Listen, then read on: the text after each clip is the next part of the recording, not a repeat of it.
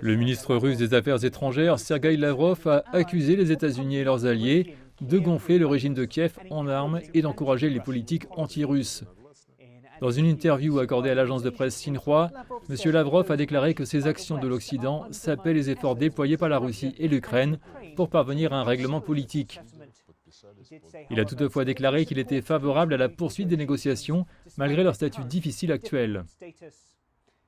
La Russie a déjà déclaré qu'elle avait été contrainte de lancer ce qu'elle appelle son opération militaire spéciale fin février pour dénazifier et démilitariser son voisin.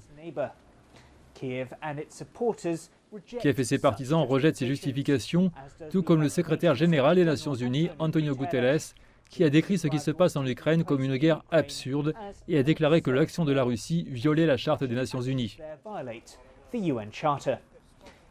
Dans l'interview accordée à Xinhua, M. Lavrov a déclaré que l'ordre du jour des discussions à venir devait inclure la dénazification de l'Ukraine, la reconnaissance des réalités géopolitiques et la levée des sanctions.